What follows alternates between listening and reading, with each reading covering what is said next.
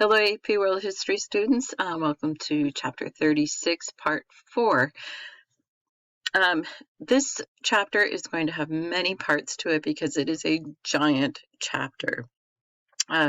Obviously, we can't cover all of the details of the war, as I've mentioned in the past. There is just so much that happened during this war. So I am covering the highlights for you, and again, I encourage you to read your textbook. So, Hitler was very optimistic and was very strong militarily when the war was launched in 1939 in Poland. He gained ground very quickly, he and his officers. However, eventually the tide would turn. The Nazi troops and the Axis powers were getting tired. Their soldiers were getting outnumbered, and in fact, young men and old men were beginning to serve in the Axis troops. After Stalingrad and after the Nazis withdrew from Stalingrad, and the incredible fortitude that the people of Stalingrad had to get through this, the USSR gains the offensive advantage, and in fact, will begin moving toward Germany. Great Britain, US, with tank warfare, went in Africa, and then they moved their troops up to Italy. I'm going to be posting a pretty interesting map that shows the war in victory by the Allied troops in Europe. So be sure to look for that.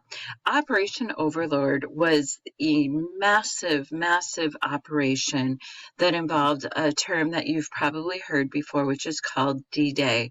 D-Day occurred June 6, 1944. Now, what American spies had done basically had gotten Hitler and the Nazi command to believe that there was going to be an attack, but that it was going to be farther north in France at a place called Calais. So this was really a surprise operation.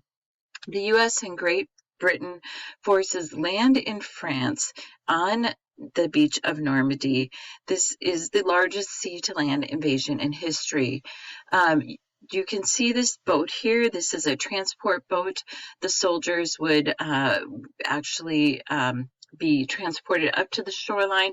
This is a gate here that would open up, and the troops would run out onto the beach. This was a horrifying experience. Troops were mowed down. Even though the Nazis did not have a huge military force at Normandy, they did have a number of people. It was a very difficult terrain. As you can see, it was quite hilly, and so they had people up here that were shooting down onto the beach. Now, I've watched a number of movies, including Saving Private Ryan, that show D-Day, and it is just really, really difficult to fathom what that would have been like to be a soldier at D-Day. Now, Operation Overlord would move Allied troops both from the east, from Russia, and the west towards Germany and eventually towards Berlin, where Hitler was.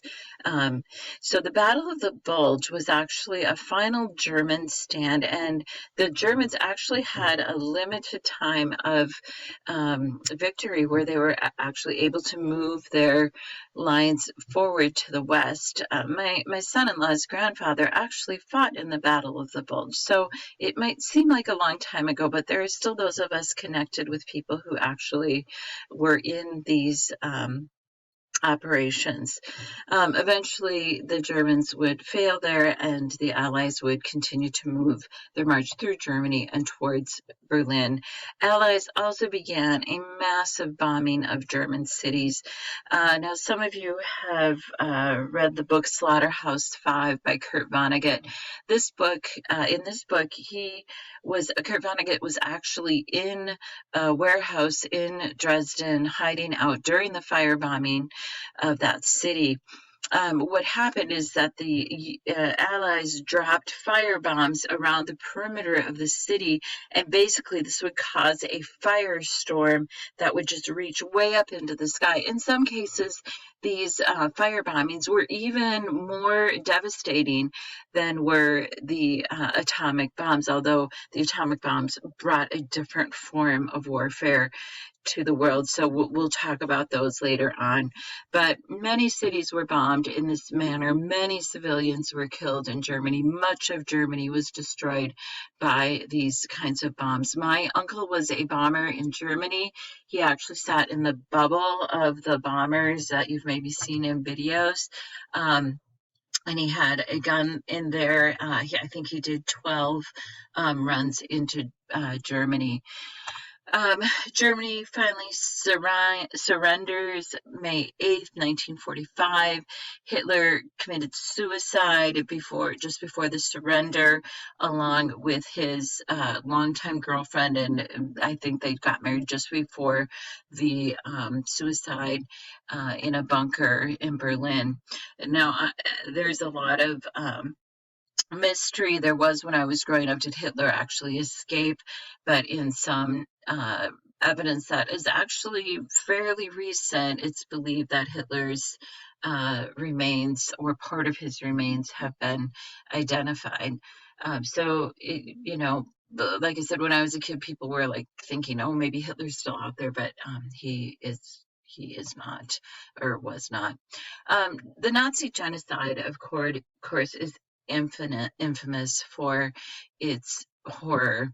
Work shall make you free is what this sign right here means. Now, what happened with the Nazi genocide was originally the Nazis had wanted to set up plans for the Jews to be transported to Madagascar and to Poland.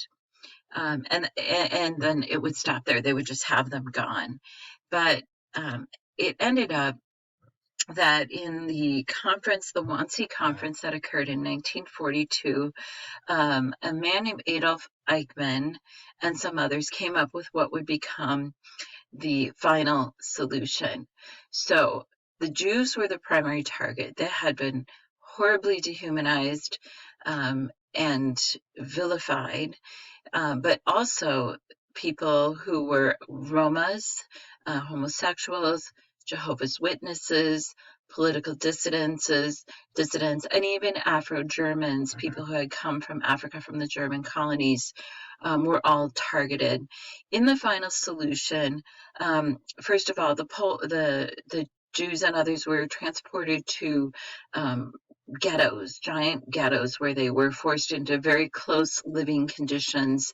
And then eventually trains were built and extermination camps were built, such as Auschwitz, in order to actually kill and exterminate the Jews and others who were targeted by the Nazi regime.